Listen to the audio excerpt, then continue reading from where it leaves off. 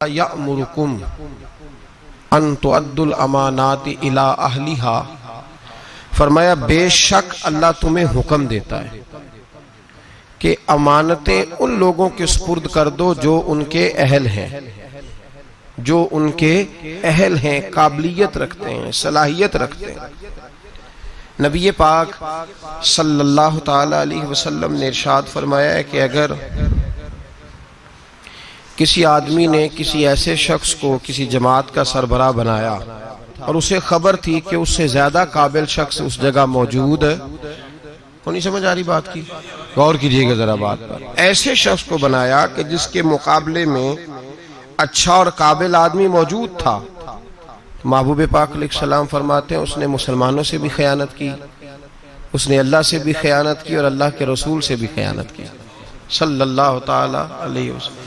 ایسے شخص کو بنا دیا کہ جس سے زیادہ اچھا آدمی وہاں موجود تھا۔ جب نااہل آدمی کے پاس کوئی چیز چلی جاتی ہے جو اس کا اہل نہیں ہوتا، جو میرٹ نہیں ہوتا، ہم بغیر میرٹ کے بہت سارے کام کرتے ہیں۔ او بھائی کچن میں وہ شخص نہیں جا سکتا جس کا میرٹ نہ ہو، جس کو کھانا پکانے کا طریقہ نہ آتا ہو، کچن میں جاتا ہے، بولے نہیں تسی تے کھا لیندے ہو جنی بھی پکی ہو گئے۔ کچن میں وہ شخص نہیں جا سکتا جس کا میرٹ نہیں ہوتا، تو وہ بندہ گدی پہ کیسے چلا جاتا ہے پیر صاحب کی جس کا میرٹ نہیں؟ ممبر پہ کیسے آ جاتا ہے جس کا میرٹ ہی نہیں؟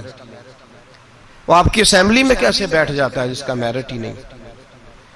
آپ اس کو ایوان صدر اور ایوان وزیر اعظم میں کیسے برداشت کرتے ہیں جس کا میرٹ ہی نہیں وہاں بیٹھنے کا، صلاحیت ہی نہیں، قابلیت ہی نہیں؟ بھئی جو آپ دیکھیں نا 550 آدمی بیٹھا ہے بڑے جہاز کے اندر، بڑے جہاز میں، کبھی کسی نے کھڑے ہو کے دعویٰ کیا ہے کہ چلو جی پائلٹ صاحب پیچھے ہو جاؤ تھوڑی دیر کے لیے میں نے بھی ڈرائیو کرنا ہے؟ 550 آدمی بیٹھے ہیں اور ضروری تو نہیں کہ سارے انگوٹھا چھاپ ہی ہوں، اس میں لیکچرار ہیں، عالم ہیں، فاضل ہیں، صوفی ہیں، انجینئر ہیں، ہر شعبے سے تعلق رکھنے والا آدمی ہے، لیکن کسی نے کبھی دعویٰ کیا اٹھ کے؟ جی بولے تو اگر کر دے تو عمل تو کیا نہیں، اور اگر کر دے تو میرا خیال ہے پائلٹ کہے گا دروازہ کھول کے چلو میں بھی تھک گیا ہوں 5 منٹ تجھے دیتا ہوں، دے گا وہ؟ اور اگر پائلٹ مان جائے، مثال دے رہا ہوں سمجھانے کے لیے، پائلٹ مان گیا کہ ٹھیک ہے میں 5 منٹ دیتا ہوں، تو جو باقی کرسیاں ساری لوگ بیٹھے ہیں وہ سارے کہیں گے ٹھیک ہے پائلٹ صاحب 2 باری، کیا کریں گے وہ؟ جی یہ تو جب بیٹھے ہوں گے تب پتہ چلے گا نا بنے گا کیا۔ وہ پائلٹ کو کہیں گے کہ تیرا دماغ ٹھیک ہے، اس قابل ہی نہیں تو بٹھا رہا ہے۔ ہمارے ہاں ہر آدمی کھڑے ہو کے اعلان کر رہا ہے میں پیر صاحب ہوں، ہر آدمی، کوئی اس کو منع ہی نہیں کر رہا کہ تیرے اندر بھائی صلاحیت نہیں، تجھے تو بسم اللہ شریف نہیں سیدھی پڑھنی آتی۔ ہر آدمی کھڑے ہو کے اعلان کر رہا ہے کہ میں بہت بڑا مفتی ہوں، مولوی صاحب سے مسئلہ نہ پوچھنا، میں خود بتا لیتا ہوں، مولویوں کو کیا پتا، مجھ سے پوچھو۔ کوئی بندہ نہیں اس سے کہتا کہ بھائی تیرا شعبہ ہی نہیں، تیرا میرٹ ہی نہیں، تو کیوں بول رہا ہے اس معاملے میں؟ چپ کر، خاموش ہو۔ سارے موقع دے رہے ہیں، کہتے ہیں ٹھیک ہے تو بھی مسئلہ بتا، چل تو بھی مسئلہ بتا، سارے اس کو موقع دے رہے ہیں۔ اور پھر جب ایک تو بول سارے رہے ہیں، پھر موقع مل رہا ہے، اور پھر جو ہم دائیں بائیں ہیں کوئی شخص یہ کہنے کو تیار نہیں، اس کی خوشامد ہو رہی ہے، کہتے بڑا اچھا ہے، بڑا اچھا ہے، باہر کہتے رہیں گے جعلی ہے، غلط ہے، برا ہے، سامنے جا کے کوئی بولنے کو تیار ہے؟ کیا ہو رہا ہے یہ؟ اللہ فرماتا ہے کہ امانت اہل کے سپرد کرو اور نا اہل کو امانت نہ دو۔ نبی پاک صلی اللہ علیہ وسلم نے فرمایا اگر تم نے نا اہل کو دے دی تو فساد ہو جائے گا۔ یہاں ہو رہا ہے فساد، کسی جگہ کا کوئی میرٹ نہیں۔ مولوی صاحب پیسے تھوڑے لینے چاہیے بس ان کو، وہ اگر پچھلا امام 12,000 لے رہا تھا تو اس نے کہا میں 10,000 میں نماز پڑھاؤں گا، تو ہمیں اتنا پتا ہے کہ 2,000 بچا ہے، یہ نہیں ہمیں پتا کہ اس بیچارے کو نماز کی 6 شرطیں بھی آتی ہیں کہ نہیں، امامت کی 6 شرطیں اس کو وہ بھی آتی ہیں کہ نہیں، وہ کوئی 2-4 صورتیں صحیح تلفظ سے پڑھ سکتا ہے، اس کو پتا ہے کسی شے کا؟ کوئی خبر نہیں۔ مولوی صاحب جمعے کا 1 گھنٹہ کسی نہ کسی طریقے بول کے وقت گزار لیں گے، اتنا تو سب کو پتا ہے، لیکن وہ کیا بولیں گے؟ قرآن کی روشنی میں بولیں گے، حدیث کی روشنی میں بولیں گے، نبی پاک صلی اللہ تعالی علیہ وسلم کہ ارشادات کی روشنی میں قوم سے بات کریں گے یا نہیں کریں گے اس کا کسی شخص کو پتا. پیر صاحب تویز دے رہے ہیں, پھونک مار رہے ہیں, کبھی کھول کے دیکھو تو صحیح اس نے تویز میں لکھا کیا ہے, اس نے کیا لکھا ہے, وہ کیا کر رہا ہے, اس کا کوئی قوم بالکل نکل ہی گئی ہے اس کام سے. اس کا نقصان یہ ہوا ہے کہ ہر شعبے میں غلط آدمی, اللہ معاف کرے, ہر شعبے میں ایسے لوگ فٹ ہو گئے جو بالکل انفٹ تھے, بالکل کوئی دور دور تک ان کا تعلق نہیں تھا. اور ہم نے اپنے ساتھ بڑے لوگ فٹ کیے ہوئے ہیں جو انفٹ ہیں. دوست کس کو رکھنا چاہیے, خوش آمدی کو, تو ہم نے کون سے رکھے ہوئے ہیں جی, جن کو ہم کہیں تاش کھیلو تو وہ تاش کھیلیں, جن کو ہم کہیں بیڈمنٹن کھیلو تو وہ بیڈمنٹن کھیلیں, جو ہماری مرضی کے مطابق چلیں وہ ہمارے دوست ہیں. اور جو کو تھوڑا سا ہمیں سمجھائیں, تھوڑا سا کہیں کہ نہیں تیرے اندر یہ غلطی ہے, وہ دشمن ہے. ہم پھر فارورڈ بلاک بناتے ہیں علیحدہ سے, 2-3 دوست علیحدہ لے کے بیٹھتے ہیں, کہتے ہیں میرے خلاف ہو گیا, جلتا ہے. ہمیشہ سمجھدار آدمی دوست مشیر ہوتا ہے, دوست کے اندر صلاحیت ہوتی ہے.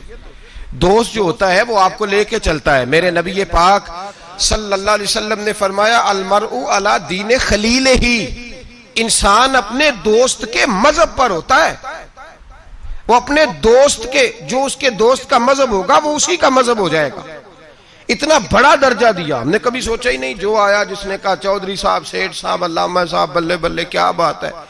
ابے کے خلاف ہم بات کرنے لگے تو وہ اس میں شامل ہو گیا, اماں کے خلاف بولنے لگے تو وہ اس میں شامل ہو گیا. ہم نے یہ کبھی سوچا ہی نہیں کہ یہ تو ہمارا نقصان کر رہا ہے, یہ تو ہمیں بڑی دور لے کے جا رہا ہے, اس کا تو میرٹ ہی نہیں تھا میرا دوست بننے کا. انتخاب کر کے, سوچ سمجھ کے. ہر ایک سے دوستانہ ہو سکتا, ہر ایک سے دوستانہ ہو سکتا.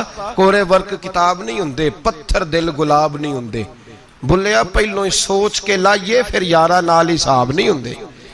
غور کر, خیال تو کرنا. ملا رومی رحمت اللہ تعالی لکھا ہے کہ ایک آدمی کی بندر سے دوستی ہو گئی, بندر سے دوستی ہو گئی. خود آدمی تھا, دوستی کس سے لگا لی, بندر سے. جی بندر سے دوستی لگا لی. ہوا یہ کہ اس کی تفصیل بیان کی. حضرت رومی علیہ رحمہ فرماتے ہیں کہ بندر کو سانپ کاٹنے لگا تو اس نے اس کو بچایا تھا سانپ سے. تو بندر اس کا فرما بردار ہو گیا. یہ بندر کو کہتا درخت پہ چڑھ جا تو چڑھ جاتا, بیٹھ جا تو بیٹھ جاتا, اٹھ جا تو اٹھ جاتا. یہ لوگوں کے سامنے ڈنگے مارتا کہ دیکھو بندر بھی میرا فرما بردار ہے. کیونکہ فرما برداری سے غرض ہے, میرٹ سے غرض نہیں, صلاحیت سے غرض. وہ اس قابل بھی ہے میری دوستی کے کہ نہیں, اس سے کوئی غرض نہیں. مولا رومی کہتے ہیں کہ اس شخص کو سارے لوگوں نے سمجھایا کہ یہ تیری دوستی کے قابل نہیں, یہ جانور ہے. بندر کو چاہیے کسی بندر سے دوستی کرے, تو انسان ہے, کسی انسان سے یارانہ لگا. یہ تو بیچارہ اس قابل ہی نہیں کہ تیری دوستی کے معیار پہ پورا اتر سکے. اس نے کہا تم جلتے ہو, میری اصل میں بات مانتا ہے, تمہاری مانتا نہیں نا, تو تم جلتے ہو. میں نے دیکھا ہے بڑا بھائی چھوٹے کو منع کر رہا ہے, چھوٹا کہہ رہا ہے تمہیں کیا پتا. اما ابا منع کر رہے ہو, کہتے ہیں نہیں آپ کو کیا خبر. ملا رومی رحمت اللہ تعالی علیہ فرماتے ہیں کہ وہ سو رہا تھا تو بندر اس کے منہ سے مکھیاں اڑا رہا تھا درخت کے نیچے. پاس کلاڑی رکھی ہوئی تھی, 2-1 مکھیاں ایسی تھی جو بڑا تنگ کر رہی تھی, اڑتی نہیں تھی. پہلے تو اڑاتا رہا, پھر جوش جذبات میں کلاڑی اٹھائی اور دے ماری سر پہ. جب سر پہ کلاڑی ماری, کس لیے, مکھی مارنے کے لیے, تو وہ 2 حصوں میں تقسیم ہو گیا. قتل ہوا, شور ہوا کہ بندر نے مار دیا, بندر نے مار دیا, بندر نے مار دیا. تو ایک درویش گزر رہے تھے, وہ کہنے لگے اسے بندر نے نہیں مارا, اسے اس کی سوچ نے مار ڈالا ہے, اسے اس چیز نے مار ڈالا ہے کہ یہ سمجھا ہی نہیں کہ یہ میرے قابل نہیں. لوگ بندروں سے دوستی کر لیتے ہیں لیکن یہ نہیں سمجھتے کہ یہ لے ڈوبیں گے, یہ تباہ کر دیں گے, یہ وہاں تک لے جائیں گے جہاں سے واپسی کا رستہ ہی نہیں.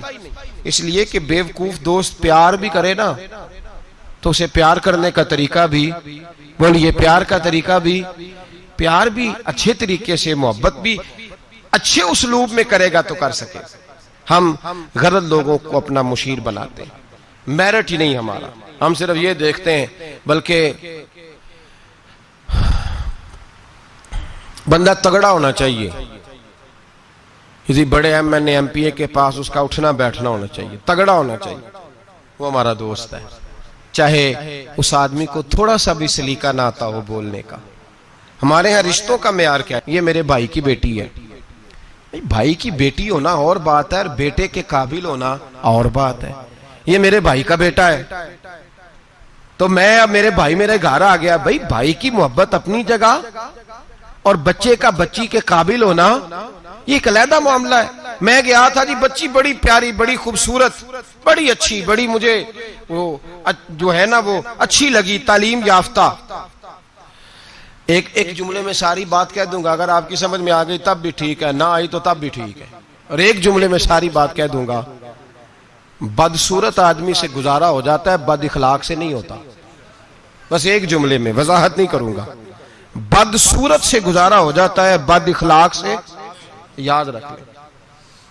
اب جو چیزیں ہم معاشرے میں ڈھونڈنے نکلے ان کا رنگ اور ہے، اور جن چیزوں کی ہمیں ضرورت ہے وہ چیزیں اور ہیں۔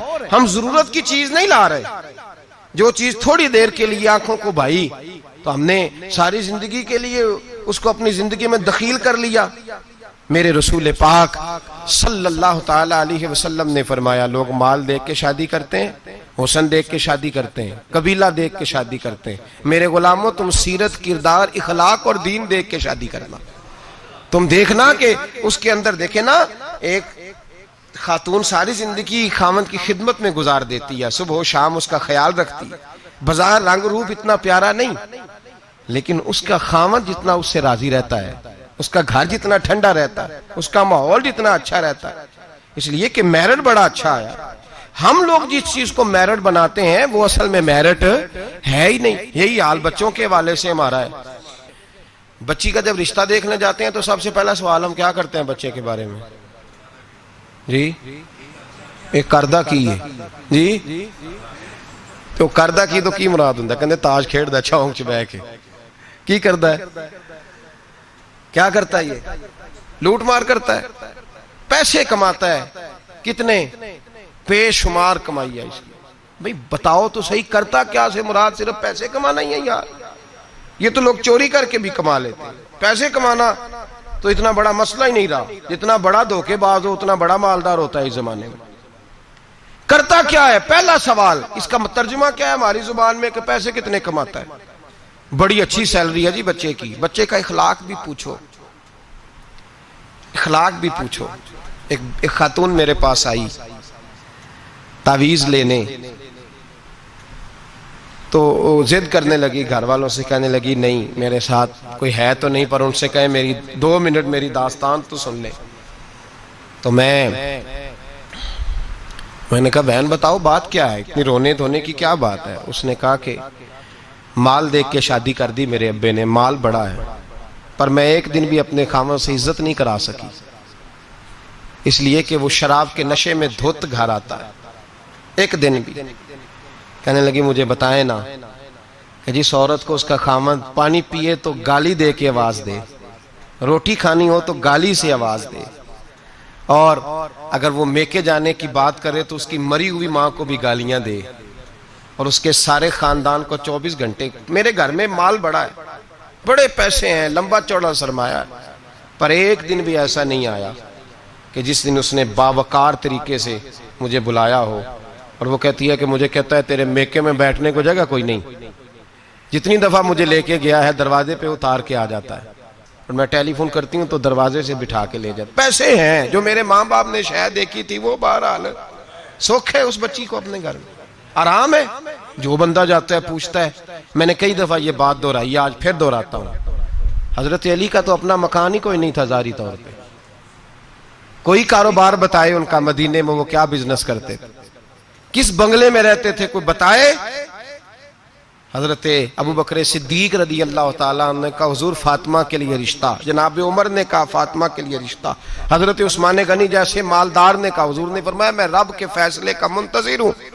فیصلہ آیا تو قرہ مولا علی شیر خدا کے نام نکلا، حضرت علی کے نام قرہ نکلا، تو کہا یا رسول اللہ صلی اللہ علیہ وسلم علی کے لیے رشتہ؟ تو میرے مصطفیٰ نے فرمایا علی کا فخر وہ کمال والا ہے کہ رب کے فرشتے بھی میرے علی پہ فخر کرتے ہیں۔ اس کا فقر وہ کمال والا فقر ہے کہ فرشتے فخر کرتے ہیں. صاحب وہ دیکھیں چیز، وہ میرٹ بنائیں جس سے آپ کو سکون ملے، توانائی ملے، بہار ملے، حسن ملے. ہم نے وہ چیز جس کا جو میرٹ نہیں تھا وہ بنا دیا ہے. اور میں کہہ چکا ہوں، محبت اور ہوتی ہے اور میرٹ قابلیت اور ہوتی ہے. کسی سے پیار ہونا اور بات ہے، اور کسی کا اس جگہ کے لیے قابل ہونا یہ اور بات ہے. اولاد سے پیار ہوتا ہے کہ نہیں انسان کو؟ بچے بڑے پیارے ہوتے ہیں، ماں بڑا پیار کرتی ہے، لیکن باپ کی محبت کو بھی کوئی نہیں تول سکتا. زندگیاں باپ ہی گزار دیتا ہے پردیس میں اولاد کے لیے. صبح سے شام تک دھوپ میں باپ ہی کھڑا ہوتا ہے اولاد کی خاطر. باپ جدوجہد کرتا ہے، زندگی جوانی دیتا ہے اولاد کو. خواجہ معین الدین اجمیری کے 14 بیٹے تھے. کتنے؟ سارے بولیے. نہیں بولے سارے، آپ سارے بولے. کتنے بیٹے تھے؟ تو کوئی ایک نام بتائیں کسی بیٹے کا. کتنے بیٹے تھے؟ ایک کا نام بتائیں. خلیفہ کا نام بتائیں. خواجہ قطب الدین بختیار کاکی. بیٹے کا کسی کو نہیں پتا، خلیفہ کو دنیا جانتی ہے. حضرت خواجہ قطب الدین یہ خلیفہ ہیں. ان کا نہیں دل کرتا تھا جاتی دفعہ پگڑی باندھ جاؤں بیٹے کو، بیٹا مسجد میں بھی تو رہنا، آستانے پہ بھی تو رہنا، مدرسہ بھی تیرا، ہر شے تیری. لیکن بیٹے کو دستار باندھ کے انہوں نے محبت نہیں دیکھی، معیار دیکھا. بڑے بڑے مرکز تباہ ہو گئے، نااہل بچے بیٹھ گئے، نااہل. کوئی عالم، کوئی صوفی، کوئی اچھا آدمی اگر کام کرنا چاہتا ہے اسے نئے سرے سے بنانی پڑتی ہے آج شاید، نئے سرے سے.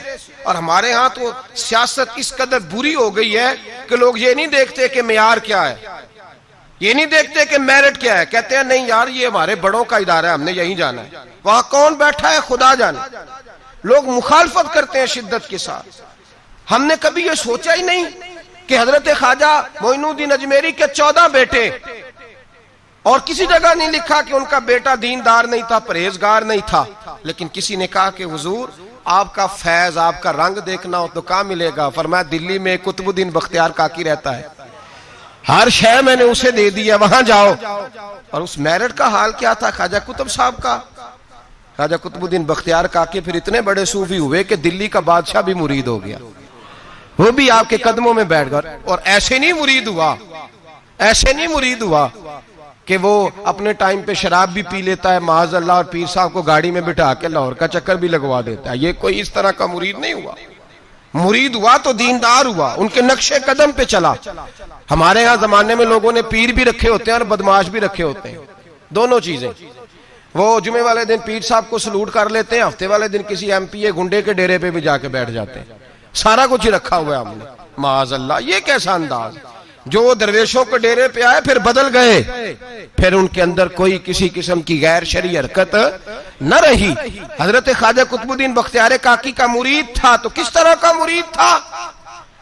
خواجہ قطب صاحب نے انتقال کے وقت وصیت فرمائی تھی. فرمایا میرا جنازہ وہ پڑھائے کہ جس نے جب توبہ کی تو پھر دوبارہ اس کی نظر سوائے اپنی بیوی کے کسی اور بیوی پہ بری نظر گئی ہی نہیں، نظر بھی نہیں گئی، باقی چیزیں تو دور رہی.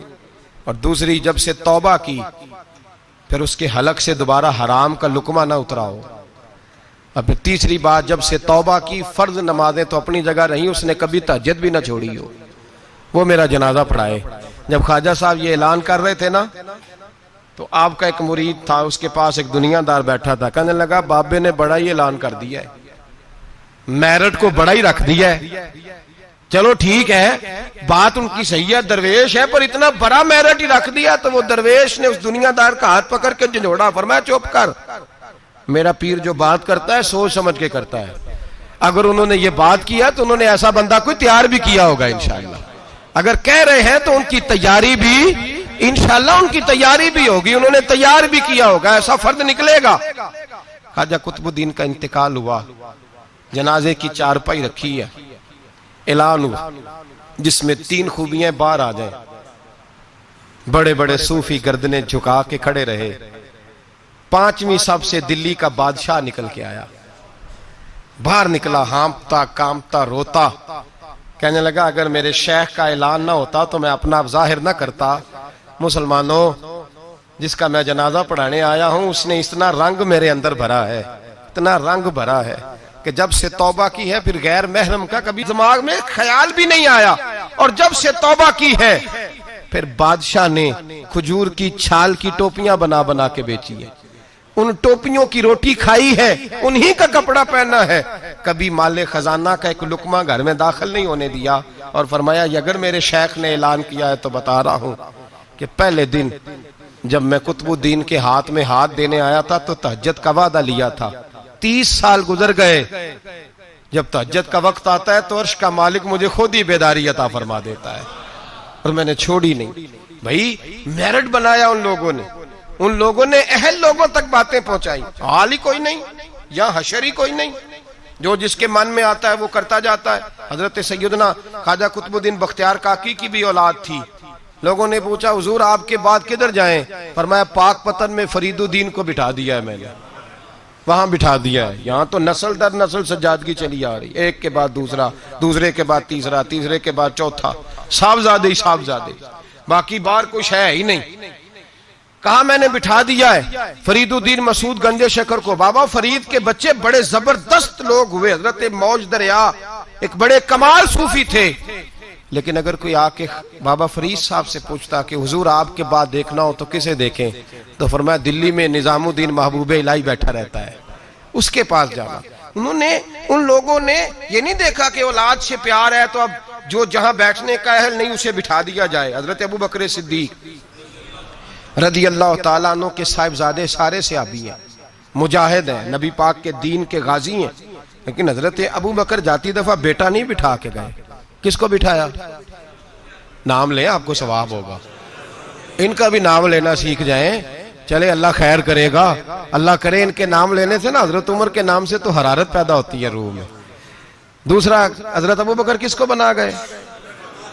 ان کے بیٹے کا پتہ کیا حال ہے؟ حضرت عمر کے بیٹے کو نبی پاک صلی اللہ علیہ وسلم نے فرمایا عمر تیرا بیٹا نیک آدمی ہے، راجل صالح، تیرا بیٹا۔ اور مفتی تھے جناب عبداللہ ابن عمر، مدینے کے لوگوں نے فتویٰ لینا ہوتا تھا تو عبداللہ ابن عمر سے لیتے تھے، لیکن حضرت عمر جاتی دفعہ بیٹے کو بنا کے بولی، یہ بیٹے کو بنایا، فرمایا 6 بندے ہیں کسی کو خلیفہ چن لینا۔ کن کو چنا گیا؟ حضرت عثمان غنی کی اولاد بھی تھی، بلوانیوں نے حملہ کیا، پورا موقع ملا، انہیں پتا تھا شہید کر دیا جاؤں گا، ہر شے سامنے، انہیں کہا گیا قائم مقام کا اعلان کریں، فرمایا جو 2 نہیں کر کے گئے تیسرا کیسے کرے؟ مجلس شورا ہی بنائے گی، مولا کائنات شیر خدا علی المرتضی ان کے بعد آئے، امت مسلمہ میں بغیر میرٹ کے اگر آیا تو صرف یزید آیا، وہ بغیر میرٹ کے آیا۔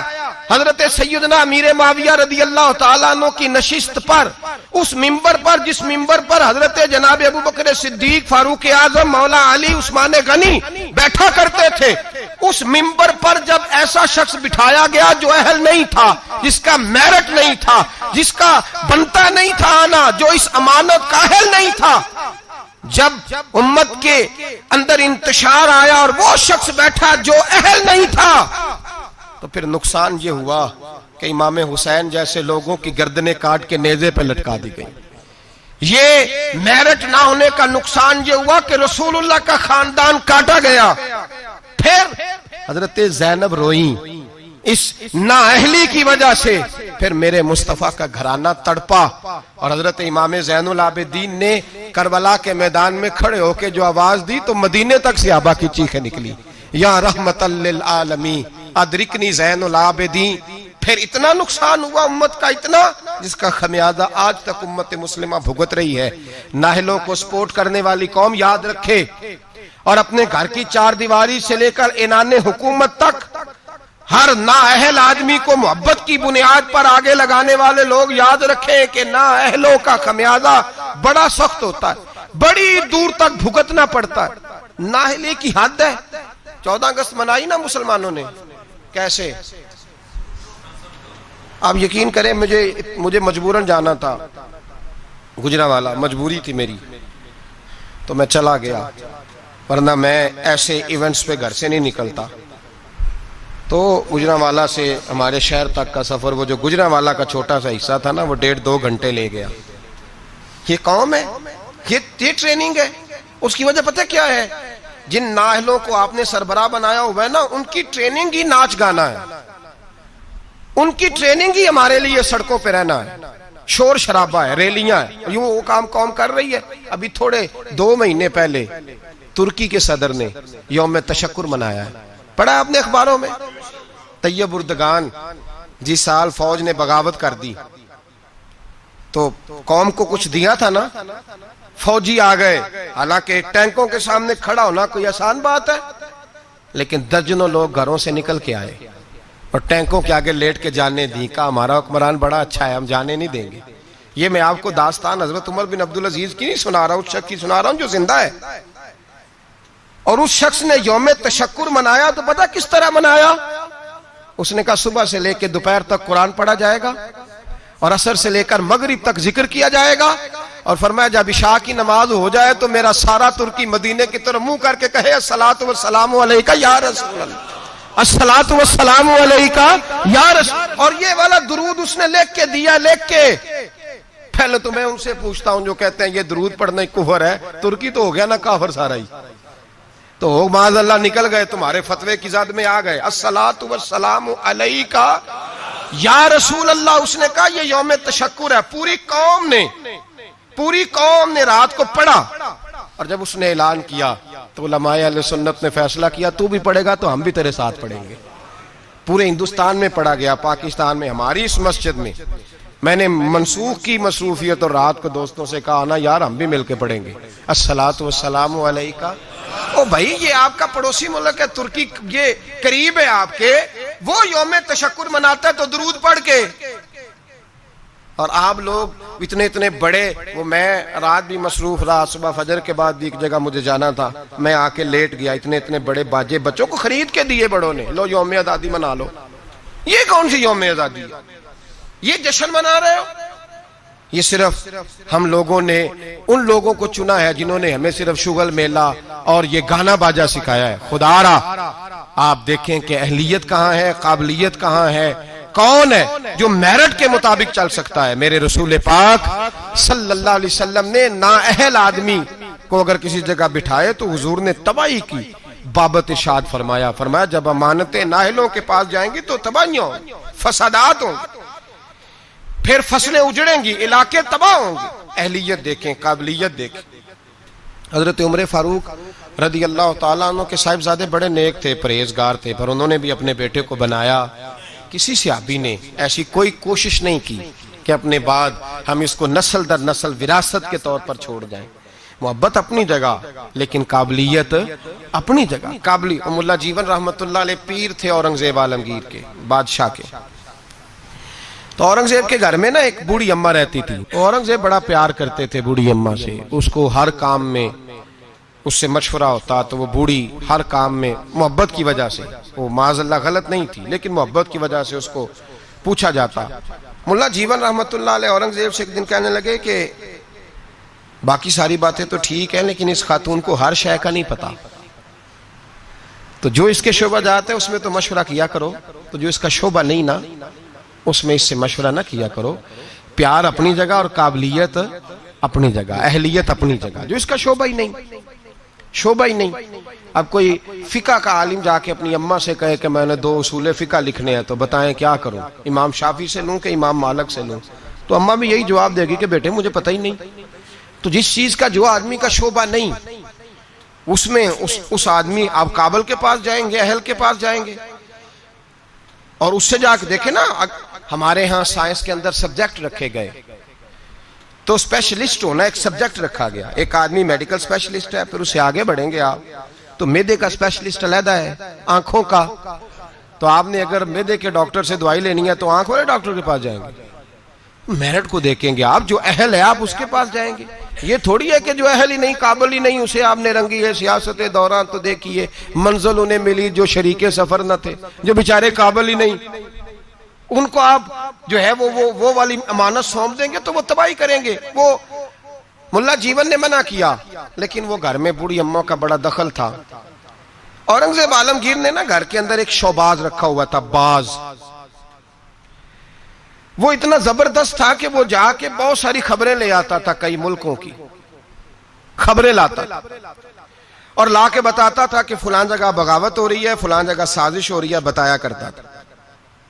پھر اس میں یہ خوبی تھی کہ جب جنگ ہوتی تو وہ ساتھ ساتھ اڑتا اور آ کے فوج کو بتلاتا کہ یہاں جو ہے وہ کمزوری ہے مسلمانوں کی فوج میں، تو یہاں فوجی بھیجے جائیں. اور اگر کئی دفعہ ضرورت پڑتی تو چونکہ اس کے ناخن بڑے تگڑے ہوتے تھے، اگر کوئی فوجی کفر کا زیادہ تیز ہوتا تو وہ خود حملہ کر دیتا. اتنا کام آتا تھا. بوڑھی اماں چونکہ پیار بڑا کرتی تھی، محبت ہی محبت میں ایک دن اس کو دیکھا باز کو کہ بادشاہ کا باز ہے، تو کہنے لگی ادھر آنا میرے پاس. اب اس کا دخل تھا ہر کام میں، تو اس نے محبت کی. کہنے لگی دیکھ تیرے پر کتنے کتنے بڑے ہو گئے، کسی نے کبھی سوچا ہی نہیں. اس نے کینچی پکڑی اور اس کے پڑ کاٹ ڈالے. پھر اس نے کہا تیرے ناخن دیکھ کتنے بڑے ہیں، کسی نے کبھی سوچا ہی نہیں. اس نے محبت ہی محبت میں اس کے ناخن بھی کاٹ دیے. تھوڑے ہی دنوں کے بعد خبر آئی کہ فلان جگہ ہندو مرہٹوں نے سازش شروع کی ہے، تو بادشاہ نے کہا بلاؤ اس کو جائے. جب اس کے سامنے کھڑا کیا گیا تو بادشاہ کی چیخ ہی نکل گئی، ہائے میرا وفادار، ہوا کیا؟ تو ملا جیون کہنے لگے کچھ بھی نہیں ہوا، تم نے نااہل سے محبت کی تو اس کی تمہیں سزا ملی ہے. تمہیں سزا ملی ہے. تمہیں کہا تھا کہ اس کو شعبہ بانٹ کے دو، اس کو ضرور رکھو ہر چیز میں، لیکن اس کو بتایا جاتا، سمجھایا جاتا. اگر اماں باہر جاتی تو اسے پتا ہوتا کہ اس کے جو ناخن ہیں یہ جنگ کے کام آتے ہیں، اس کے جو پر ہیں یہ اڑنے کے کام آتے ہیں. بادشاہ تڑپ کے رویا، لیکن اب کوئی حل ہو سکتا. اب بات آگے نکل گئی. جب آپ میرٹ کے خلاف چلیں گے، آپ ایسی جگہ پہ جائیں گے، ایسی جگہ جہاں جو آدمی اس کا اہل ہی نہیں تو وہ تباہی کرے گا. جہاں چڑیاں بیٹھنی چاہیے، اقبال نے کہا کہ زاغوں کے تصرف میں عقابوں کے نشیمن، آئی ہے وراثت میں پیر کی گدی ان کو، زاغوں کے تصرف میں عقابوں کے نشیمن. اقبال کہنے لگا کہ اپنے پیر صاحب کی گدی پہ یہ بیٹھ گیا ہے، پر مصیبت یہ ہے کہ جہاں کبوتر بیٹھنا چاہیے تھا وہاں باز بیٹھ گیا ہے، جہاں بلبل بولنی چاہیے تھی وہاں شیر کو بٹھا دیا ہے. تو وہ کاٹے گا، وہ تباہی کرے گا، وہ تو اپنی درندگی کا مظاہرہ کرے گا. تو یاد رکھیں، نااہل آدمی جہاں بھی آئے گا، جس جگہ بھی آئے گا، وہ مجبور ہوگا اپنی بری عادت سے، وہ باز نہیں آ سکے. اس کے اندر وہ تقوی، پرہیزگاری، وہ خصوصیت، وہ صلاحیت جب موجود ہی نہیں تو وہ کیا کرے گا؟ میرے نبی پاک علیہ السلام کے بڑے جلیل القدر صحابی تھے حضرت سعد بن ابی وقاص. ان کو کہا حضرت عثمان نے کہ آپ ایک صوبے کے گورنر بن جائیں. تو انہوں نے آگے بڑھ کے نہیں کہا بسم اللہ گورنری، حالانکہ بڑی خدمات تھی ان کی، وہ لینا چاہتے تو لے سکتے تھے. حضرت سعد بن ابی وقاص فرمانے لگے میں تلوار کا آدمی ہوں، میدان کا آدمی ہوں، میں گورنری نہیں چلا سکتا، میں اس کا اہل نہیں. آپ اس طرح کریں، اس کو بنائیں جو سیاست کے امور، لوگوں کی دیکھ بھال، جو چیزیں جو ہیں وہ کر سکتا ہے اس کے سپرد کرے، میں اس کا اہل، میں فوجی ہوں. فوجیوں کا کام حکومتیں کرنا نہیں ہوتا، فوجیوں کا کام حفاظتیں کرنا ہوتا ہے. حکومتیں کرنا فوجیوں کا کام. تسی بولو تو انہوں کچھ نہیں ہونے لگا، ویڈیو میری بھی بن دیجئے، میری بھی بن دیجئے. فوجی کا کام حکومت کرنا. میں ذمہ داری سے بات کر رہا ہوں. آئین پاکستان میں نے منگا کے رکھا ہوا ہے، میرے پاس ہے سارا پڑا ہوا. فوجی کا کام حکومت کرنا ہے ہی نہیں. اس کا کام کیا ہے؟ حفاظت کرنا. جو اس کی ڈیوٹی ہے وہ کرے گا، جو اس کی ڈیوٹی نہیں وہ کرنے کی اسے اجازت. نقصان ہی تب ہوتا ہے جب وہ آدمی آ کے بیٹھ جاتا ہے جسے پتہ ہی نہیں یہ کام کیسے کرنا ہے، جو اس کا شعبہ ہی نہیں، معیار ہی نہیں، تو تباہی ہوتی ہے. حضرت سعد بن ابی وقاص فرمانے لگے میں فوجی ہوں، مجھے تو آپ میدان کی. حضرت خالد بن ولید بہت بڑے فوجی تھے، نہ جرنیل تھے، تلوار ہے اللہ تعالیٰ کی، لیکن کسی صوبے کے کبھی گورنر نہیں بنے، اس لیے کہ جو ان کا شعبہ نہیں تھا وہاں انہیں لگایا. حضرت سلمان فارسی رضی اللہ تعالیٰ عنہ سرداروں کے بیٹے، گھر کے اندر ساری چیزیں دیکھیں، بڑا کچھ غور کیا، ہر چیز کو سمجھتے تھے. جناب عمر نے انہیں گورنر بنایا. حضرت ابو ہریرہ میں بڑی زبردست صلاحیت تھی، حافظہ بڑا مضبوط تھا، محنت کے بڑے قائل تھے، اپنے اندر جد و جہد رکھتے تھے، شوق تھا، ان کو گورنر بنایا گیا. جو آدمی جس چیز کا اہل تھا. اور ایک تاریخ کا ایسا حوالہ دوں گا، ایسا حوالہ دوں گا، شاید اس موضوع پر یہ آخری بات ہو. حضرت سیدنا ابو ذر غفاری رضی اللہ تعالی، جاگ کے سنیے، جاگ کے، اور اس پہلو پہ غور کیجئے گا ذرا. حضرت سیدنا ابو ذر غفاری، حضور نے فرمایا یہ میری امت کا زاہد ہے، یہ زاہد آدمی، اس کا دنیا داری سے کوئی تعلق نہیں، یہ چھوڑ بیٹھا ہے. حضرت ابو ذر غفاری آئے اور حضور کے سامنے کھڑے ہوئے. اور بہت سارے صوبوں کی حالت زار بیان کرنے لگے. یا رسول اللہ صلی اللہ علیہ وسلم، اس صوبے کی بھی بڑی خستہ حالت ہے، اس صوبے کی بھی، اس صوبے کی حالت زار بیان کر کے کہنے لگے حضور مجھے گورنر بنائیں، میں حالات صحیح کر دوں گا. حضور نے فرمایا ابو ذر تو نیک آدمی ہے، تیرے اندر بڑی خوبی ہے، پر گورنری بہت بڑی امانت ہے اور تو کمزور ہے، تو گورنری کی اہلیت نہیں رکھتا، تو گورنری کی قابلیت نہیں رکھتا، وہ تیرے والا شعبہ نہیں. اور یہاں حضرت ابو ذر غفاری نے ضد نہیں کی، کہنے لگے خدایا تیرا شکر ہے تو نے ہمیں ایسا محبوب عطا فرمایا ہے صلی اللہ تعالی علیہ. فرمایا یہ خوبی تیرے اندر، تو گورنری نہیں کر سکتا، تیرے والا کام نہیں. تو بھائی یاد رکھیں، امانت جب نااہل کے پاس جائے گی، جب اس آدمی کے پاس جائے گی جو اس کا اہل ہی نہیں. ہمارے اسکولوں میں ڈھیروں ٹیچر ایسے بھرتی ہیں جن کو پڑھانا نہیں آتا، ڈھیروں ٹیچر ہیں. اب اتنی امانت ہم کہاں سے لے کے آئیں کہ وہ خود ریزائن کر دیں کہ میں پڑھانے کے قابل نہیں، میرا شعبہ نہیں. درجنوں لوگ ہیں، ڈگری اور ہوتی ہے، علم اور ہوتا ہے، ایم اے پاس ہونا اور بات ہے، پڑھانے کی قابلیت ہونا اور بات. اب لوگ قابل نہیں لیکن لگے ہوئے ہیں، اہلیت نہیں لیکن لگے ہوئے ہیں، شوق ہی نہیں، جذبہ ہی نہیں، کام کر ہی نہیں سکتے لیکن اس کام پہ لوگ لگے ہوئے ہیں. یہی حال باقی سارے محکموں کا بھی ہے. ہمارے ملک کے اندر صوبہ پنجاب کا ایک ایسا وزیر تعلیم بھی رہا ہے جو دستخط کرنے نہیں جانتا تھا. کس شعبے کا وزیر تھا وہ؟ بولیے. اسی لیے تعلیم کا بڑا اچھا حال ہے. وہ اپنے دستخط کرنے انگوٹھا لگایا کرتا تھا. اور وزارت کون سی تھی؟ بولیے. تو اس کا مطلب ہے اس نے تعلیم بڑی عام کر دی ہوگی، بڑی عام اس نے کر دی ہوگی. اس کو پتہ ہی نہیں، بیچارے کو پتہ ہی نہیں. ہمارے ہاں کیا ہوتا ہے، جس آدمی کو جو عہدہ ملتا ہے وہ بھانجے، بھتیجے، خالہ کے بیٹے، ماموں کے بیٹے وہ لے آتا ہے سارے. اب وہ وہاں ایڈجسٹ کرتا ہے، سیٹ کرتا ہے جگہ جگہ. اپنے شعبے کو دیکھیں، اگر آپ کے اندر کسی شعبے کی صلاحیت نہیں تو آپ اس کو چھوڑ دیں، علیحدہ ہو جائیں. قابلیت نہیں تو علیحدہ ہو جائیں. اور آپ کے ذمہ اگر لگے کسی آدمی کو کسی جگہ تعین کرنا تو پھر بھی آپ اس آدمی کو تعین کریں جو بڑا بہترین ہو. حضرت ابو بکر صدیق رضی اللہ تعالیٰ عنہ وصال ہو رہا ہے، شدید بیمار ہے، بڑے شدید، اور اتنی سخت حالت ہے کہ مدینے میں نئے سرے سے لوگ کہتے ہیں اندھیرا چھایا، نئے سرے سے. ایک وہ رات تھی جب حضور نے وصال کیا اور ایک آج رات ہے جب ابو بکر کے وصال کا وقت ہے. حضرت ابو بکر صدیق کے پاس درجنوں لوگ گئے، آپ کے بعد کیا ہوگا؟ جناب صدیق اکبر نے فرمایا عمر کو بلاؤ، عمر کو. حضرت فاروق اعظم تشریف لائے تو جناب ابو بکر صدیق نے صحابہ کے مجمع پہ نظر ڈالی اور ایک تاریخی جملہ کہا، تاریخی جملہ. فرمانے لگے میں دنیا سے جا رہا ہوں، یہ وہ وقت ہے جب بہت بڑا جھوٹا بھی سچ بولنے لگتا ہے. وہ سامنے مجھے قبر نظر آ رہی ہے، بہت بڑا جھوٹا بھی سچ بولتا ہے اس موقع پر. فرمایا میری تم سے گزارش ہے کہ میرے بعد عمر فاروق کو اپنا امیر بنا لینا. حضرت عمر دوڑ کے آئے، کہنے لگے حضور میں ڈنڈے کی زبان بولنے والا شخص ہوں، مزاج میں سختی ہے، کس طرح کام چلے گا؟ آپ نے فرمایا عمر تجھے تیری ماں روئے، میں نے تجھے ساری زندگی دیکھا ہے، اس امت کو تیری ضرورت ہے.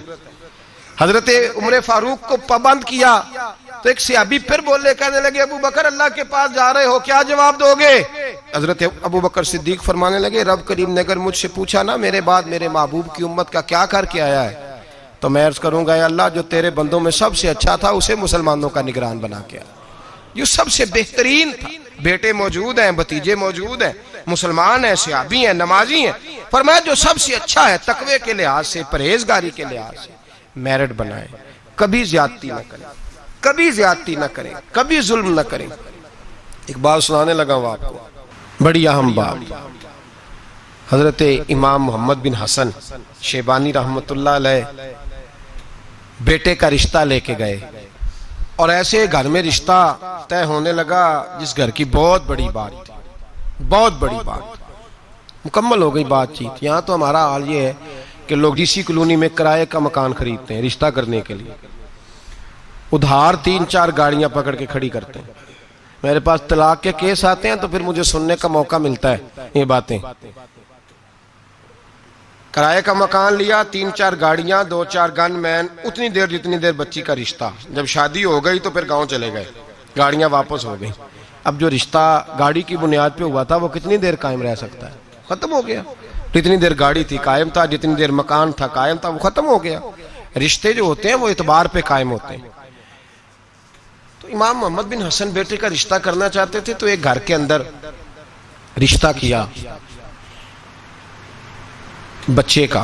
بڑے نیک لوگ تھے, پرہیزگار تھے, رشتہ طے ہو گیا. ایک شام امام محمد بن حسن شیبانی ان کے گھر گئے تو فرمانے لگے تمہاری بیٹی کو کتنے رشتے ملتے تھے؟ انہوں نے کہا حضرت سارا بغداد جتنے معززین نیک لوگ تھے سب رشتہ دیتے تھے, لیکن جب آپ کے گھر کا پتہ چلا تو آپ کی بزرگی, آپ کی محبت, آپ کا پیار, آپ کا وقار, دبدبا, ہم نے سوچا کہ اگر امام صاحب کے گھر میں بیٹی چلی جائے تو کیا بات ہے. آپ فرمانے لگے تم اپنی بیٹی کی شادی کہیں اور کر لو. کہ حضور کیوں؟ فرمانے لگے تم نے مجھے دیکھ کے رشتہ دیا ہے, بیٹا دیکھ کے نہیں دیا. تو میں تو بوڑھا آدمی ہوں, کسی وقت بھی دنیا سے چلا جاؤں گا, اس نے تو بچی نے تو وہاں وقت گزارنا ہے. کہ حضور ہمیں قبول ہے. فرمایا نہیں, میرے بیٹے میں خامی ہے, تم اس کا رشتہ کہیں اور کر لو. کا وجہ؟ فرمایا تم کر لو, تمہیں کہا نا. کہ حضرت بتائیے تو صحیح. فرمایا میرے بیٹے میں خامی یہ ہے, اسے نیند بڑی آتی ہے تو عشاء سے پہلے سو جاتا ہے, وہ نماز نہیں پڑھتا, سو جاتا ہے, 4 پڑھتا ہے, عشاء رہ جاتی.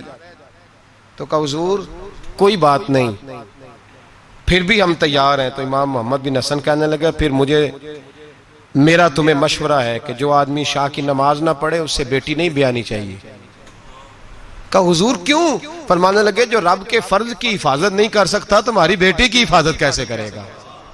اللہ کے فرض کی حفاظت نہیں کر سکتا, وہ نماز نہیں پڑھتا, سو جاتا ہے, تو بیٹی کو تکلیف ہوگی تو کیسے محافظ بنے گا؟ لہذا وہاں رشتہ نہ کرنا میرے بیٹے کے ساتھ. حضرت رشتہ توڑ کے گھر آئے تو بیوی کہنے لگی حضور آپ نے کیا کیا؟ پورے بغداد میں شور ہو گیا ہے کہ باپ بیٹے کے مخالف ہو گیا ہے, باپ بیٹے کی جڑوں میں بیٹھ گیا ہے, باپ نے اپنے بیٹے کا اتنا معزز گھرانے میں رشتہ ہوتا توڑ دیا ہے. سارا بغداد کہہ رہا ہے کہ وجہ کیا ہے, باپ بیٹے کے مخالف بیان دے رہا ہے, بات کیا ہے؟ تو حضرت محمد بن حسن فرمانے لگے میں دنیا کے سامنے رسوا ہوا مجھے پرواہ نہیں, میں اللہ رسول کے سامنے سرخرو ہو گیا ہوں. وہ بیٹی جو تہجد گزار ہے, عبادت گزار ہے, جو نیک ہے, میں اس بیٹی کو اس کے ساتھ بیاہ دیتا جو عشاء کی نماز بھی نہیں پڑھتا.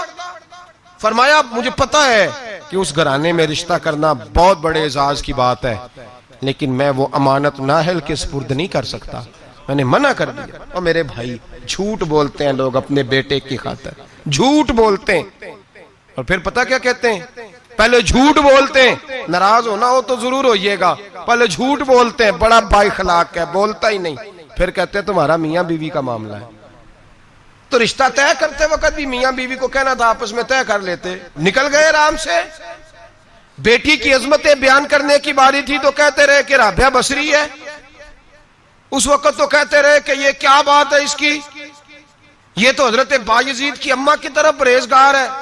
اور جب سسرال والوں نے شکایت کی, لڑکے نے آ کے کہا کہ سمجھائیے, تو کہا تمہارا میاں بیوی کا معاملہ ہے. کیسی بات کرتے ہو, تم نے نااہل کے سپرد کر دیا, اہل کو ظلم کر دیا. میں نے وہ بیٹیاں دیکھی ہیں جنہوں نے رو کے وقت گزار دیا, اور وہ بیٹے دیکھے ہیں, وہ بیٹے دیکھے ہیں جو باپ کی ضد کی بھینٹ چڑھ گئے, جو ماں نے دوپٹہ رکھ دیا پیروں پہ, تو نے میری مرضی سے نہ کیا تو مر جاؤں گی, اور اماں پھر پردے میں چلی گئی اور تباہ کر دیا اس بچے کو. ہم یہ سوچتے ہی نہیں کہ میرٹ نہیں, اہلیت نہیں, قابلیت نہیں. اور یہ ظلم جو ہم گھر میں شروع کرتے ہیں, یہی ظلم ہم نے اینڈ سیاست تک کیا. پھر یہ دیکھا کہ محلے کا چودھری میرے گھر آ گیا, یہ دیکھا ہی نہیں کہ قوم کے لٹیرے کو سربراہ بنانے لگا. یہ صرف اتنا دیکھا کہ 2-4 بڑے بڑے لوگ میرے گھر آ گئے, یہ دیکھا ہی نہیں کہ ڈاکو, چور, ظالم, خائن اور سارے کھرے چوری کے جس کے گھر جاتے ہیں اسی کو نگرانے والا مان لیا. یہ دیکھا ہی نہیں, سوچا ہی نہیں, یہ کبھی خیال ہی نہیں کیا کہ کس کے حمایتی بننے لگے, کبھی خیال ہی نہیں آیا ہمیں. سفارش بہت بڑی ذمہ داری ہوتی ہے. ہم جس کی مرضی کر دیتے ہیں, جس کے حق میں مرضی بول لیتے ہیں, جو مرضی ہم سوچ لیتے ہیں. میرے نبی پاک صلی اللہ علیہ وسلم نے معیار کی بات فرمائی, معیار کی. اسلام مقدار کا تو قائل ہی نہیں, اسلام تو معیار کا قائل ہے. مقدار کیا ہوتی ہے, زیادہ ہونا کو بات ہے, معیاری ہونا بات ہے. معیاری میرے رسول پاک صلی اللہ تعالی علیہ وآلہ وسلم. آج یہ بھی ایک مجمع ہے نا جی, وہ پیر صاحب کے مرید بڑے ہیں, اس پارٹی کے ممبر بڑے ہیں, اور آپ کے ملک میں نظریاتی لوگ تو ویسے ہی ختم ہو گئے, نظریاتی لوگ ختم ہو گئے. اب تو جس پارٹی میں رش زیادہ ہوتا ہے سارے ایم پی ایم میں نے ادھر ہی چلے جاتے ہیں. یہ نظریاتی نہیں ہوتے, یہ رش کے لوگ ہوتے ہیں. یہ کل رش کا ہی ہو. ملا رومی رحمت اللہ تعالی علیہ آپ فرماتے ہیں ایک درویش گزر رہے تھے, تو ایک وہ کھانا کھا رہے تھے, منہ میں لقمہ تھا, تو بوٹی کھا کے باقی ہڈی پھینکی تو کتا ان کے پیچھے لگ گیا. بڑا پیارا, بڑا خوبصورت تھا, بڑا معیاری تھا. تو حضرت نے روڑا مار کے پیچھے بھگا دیا. آپ کے ساتھ خادم تھا, کہنے لگے حضور اتنا پیارا کتا ہے اور آپ کے پیچھے لگا تھا, تو آپ کے بچے خوش ہوتے, گھر جاتا تو مجھے بڑا پیارا لگا ہے. آپ فرمانے لگے مفت میں پیچھے لگتا تو وفادار تھا, یہ تو ہڈی دیکھ کے پیچھے لگا ہے. مجھ سے کوئی اچھی ہڈی ڈالے گا تو اس کے پیچھے لگ جائے گا. تو مجھے وفادار کی ضرورت ہے, ہڈی والے کی ضرورت نہیں ہے. پر میں کسی اور کے پیچھے لگ جائے گا, کیا ضرورت پڑی ہے اس کو پیچھے لگانے. یہاں نظریاتی لوگ تو ختم ہو گئے, وہاں رش زیادہ ہے. اور اب ایک اور لوگ سوال پوچھتے, کہتے وہ اتنے بندے جا رہے ہیں سارے غلط ہیں, فلانی جماعت میں اتنے بندے زیادہ لوگ ادھر ہیں تو سارے غلط ہیں. بھائی کافر آج بھی زیادہ ہے دنیا میں, کفر آج بھی زیادہ ہے. اگر تعداد پہ جاؤ گے تو کیا پھر اکثریت کو صداقت کی دلیل قرار دے دو گے؟ میں نے ایک دفعہ حاجی صادق صاحب رحمۃ اللہ علیہ سے کہا, میں نے کہا حضور ہمارے پاس تو تھوڑے تھوڑے لوگ ہیں, تو باقی اتنے لمبے چوڑے آستانے اور یہ وہ, تو آپ کی آواز کون سنے گا؟ تو وہ لوگ مرعوب نہیں ہوا کرتے تھے, ان پہ روب نہیں چڑھا کرتا تھا, وہ روب ڈالا کرتے تھے. روب لینے کے قائل نہیں تھے. کہنے لگے چھل بے لیا, بندے 313 ہی بڑے نے, پر انہیں جان آتے رکھی ہونی چاہیے. 313 ہی بتھیرے نے, پر جان ہاتھ پہ ہتھیلی پہ جان رکھی بھی ہو. 313 ہی کافی ہیں. زیادہ لوگوں کی ضرورت سچے ہونے چاہیے, کھڑے ہونے چاہیے. جب آیا نا ابو جہل کا جاسوس بدر کی رات, دیکھ کے گیا کہ 313, ان میں بھی بچے, بوڑھے, کمزور. تو ابو جہل سے جا کے کہنے لگا 313 ہیں, ان میں بھی کچھ بچے ہیں, بوڑھے ہیں, کمزور ہیں. تو ابو جہل بڑا کھل کھلا کے ہنسا, کہنے لگا جنگ کرنے کی ضرورت نہیں, ان کو سب کو صبح باندھو گھوڑوں کی پشتوں پہ, اونٹوں کی پشتوں پہ, تو ان کو مکے لے چلتے ہیں, وہاں جا کے ان کے ساتھ کریں گے کیا کرنا ہے. نہ ان کے پاس اسلحہ ہے, نہ گھوڑے ہیں, نہ تلواریں, نہ زر ہیں. تو وہ جاسوس کہنے لگا ٹھہر جا, پوری بات تو سن لے. تو نے ابھی فیصلہ کر دیا مقدمے کا, ان کا میرٹ تو سن, اہلیت تو سن, قابلیت تو سن. وہ جہاد کرنے ہیں تو ان کی قابلیت بھی تو دیکھ. یہاں کبھی صدام حسین کا جرنیل بک جاتا ہے, کبھی افغانستان کے 2-4 لوگ بک جاتے ہیں, کبھی کسی ملک کے بکتے ہیں. یہ اندر سے بکتے ہیں تو کافر کو موقع ملتا ہے. یہ اندر سے نہ بکیں تو مسلمان کے تو نام میں ہی بڑی قوت ہے. اس کے تو خالی نام کے اندر اللہ نے بڑا جاہو جلال رکھا ہے. وہ جاسوس ابھی کافر ہے. ابو جہل سے کہنے لگا پوری بات سن لے, ہے وہ 313, پر ان میں سے واپس جانے کا ارادہ کسی کا بھی نہیں. وہ کفن باندھ کے آئے ہیں, وہ کفن باندھ کے آئے ہیں, واپس جانے نہیں آئے. تو لایا ہے شراب کے نشے میں دھت کر کے, تو کہتا تھا ساری رات اون سیبا کر کے کھلاؤں گا, لیکن وہ سارے جان ہتھیلی پہ رکھ کے آئے. میرے بھائی معیار بنائیں زندگی میں, اپنا معیار بنائیں. اپنا معیار زمانے سے جدا رکھتے ہیں ہم, تو محبوب بھی محبوب خدا رکھتے ہیں. بے معیار زندگی نہ گزارے, جہاں دل کیا بیٹھ گئے, جس کے دسترخوان پہ جی کیا وہیں رک گئے, جس کے ساتھ دل کیا فوٹو لگوا لی. ایسا نہ کریں, معیاری زندگی گزاریں, معیاری لوگ بنیں, اپنا معیار بنائیں. ایسا نہ ہو کہ بندہ جو بھی آئے وہ کہے. نظریات بنائیں, افکار بنائیں, اصول بنائیں. اصولوں کی روشنی میں اپنے شب و روز ترتیب دیں. اپنی زندگی کبھی بھی بے اصولی, بے ڈھبی, بے ترتیب نہ گزاریں. بااصول زندگی گزاریں.